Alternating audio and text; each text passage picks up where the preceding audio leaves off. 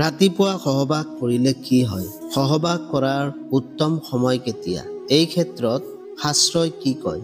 এই সমূহ বিষয় জানিবলৈ আজিৰ এই ভিডিঅ'টি শেষলৈকে চাবলৈ নাপাহৰিব। শাস্ত্ৰসমূহত উল্লেখ যে এনে কিছুমান কাৰ্য আছে যিসমূহ ৰাতিপুৱা টোপনিৰ পৰা উঠিয়েই কৰিব নালাগে। কিয়নো দিনৰ আৰম্ভণি যদি ভাল হয় তেনেহলে গোটেই দিনটো ভাল হয়, আৰু যদিহে কাৰোবাৰ আৰম্ভণি আৰু শেষ দুয়োটাই ভাল হয় তেতিয়াহলে তেওঁৰ জীৱনত সুখ আৰু শান্তি সদায়ে থাকে। আৰু এই সহজ সৰল কথাখিনিত লুকাই আছে জীৱন সফলমণ্ডিত হোৱাৰ গোপন মন্ত্ৰ।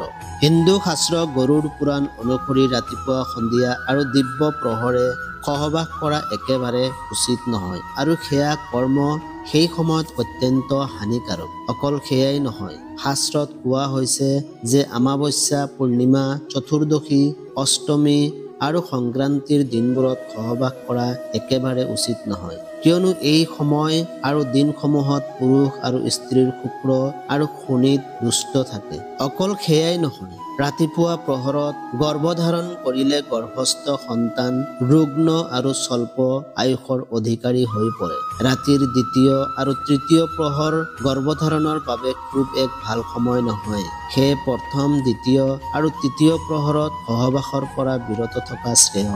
বিপৰীতে চতুৰ্থ প্ৰহৰত গৰ্ভধাৰণ কৰিলে সন্তান দীৰ্ঘায়ু আৰু নিৰোগী হৈ পৰে। তাৰোপৰি সোমবাৰ, বৃহস্পতিবাৰ আৰু শুক্ৰবাৰে ৰাতিৰ চতুৰ্থ প্ৰহৰত সহবাস কৰা খুব উত্তম সময়। ইয়াৰ ভিতৰত মঙ্গলবাৰ ৰাতি সহবাস কৰা দুৰ্যোগৰ সময়, আৰু সন্তান প্ৰাপ্তিৰ চিন্তা কৰিলে তেতিয়াহে সহবাস কৰা উচিত যেতিয়া শৰীৰ মন সম্পূৰ্ণ সুস্থ থাকিব, মনৰ ভিতৰত যেতিয়া কোনো অশুভ চিন্তা নাথাকিব, যেতিয়া পেট খালী নাথাকিব। বিপৰীতে ৰাতিপুৱা টোপনিৰ পৰা উঠি কেতিয়াও সহবাস কৰা উচিত নহয়। বহুজনে অভ্যাস থাকে ৰাতিপুৱা শুই উঠিয়ে আইনাত নিজৰ চেহেৰা চোৱা, যি একেবাৰে উচিত নহয়। বৰং পোনপ্ৰথমে ভগৱানৰ নাম স্মৰণ কৰি চকু মেলা উচিত, আৰু তাৰ পিছতে নিজৰ দুয়ো হাতৰ তলুৱাহে দৰ্শন কৰা উচিত, যাৰ ফলত দিনৰ সময়খিনিত ধনাত্মক শক্তিসমূহে বিৰাজ কৰে। ফলত ব্যক্তি বিশেষে নিজৰ দিনটোৰ সম্পূৰ্ণ কাম মনোযোগেৰে কৰিবলৈ সক্ষম হৈ পৰিব।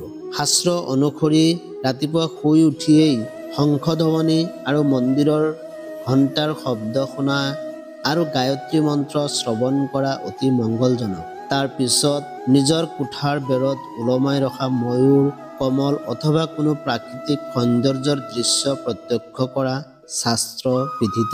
লগতে টোপনিৰ পৰা উঠিয়ে কোনো হিংস্ৰ জীৱ-জন্তুৰ ছবি চোৱা অনুচিত। এনে কৰাৰ ফলত সেই ব্যক্তিৰ জন্মৰ শুভ গ্ৰহসমূহ নষ্ট হৈ পৰিব, যাৰ ফলত গোটেই দিনটো মস্তিষ্কত অবান্তৰ চিন্তাসমূহ ঘূৰি ফুৰিব। বহু লোকৰ অভ্যাস আছে টোপনিৰ পৰা উঠিয়ে খবৰ কাগজ পঢ়াৰ অথবা টিভিৰ কোনো বাতৰি দেখাৰ, কিন্তু সেই সময়ত সমস্ত ঋণাত্মক কথা বাৰ্তাৰে ভৰি থাকে, আৰু ৰাতিপুৱা শুই উঠিয়েই সেই ঋণাত্মক কথা বতৰা মূৰত সোমাই ললে দিনৰ দিনটো মগজুত ঋণাত্মক শক্তিয়ে ভৰি পৰিব, আৰু তেওঁ যিকোনো কাম কাজে সিদ্ধহস্ত কৰিবলৈ অসমৰ্থ হৈ পৰিব।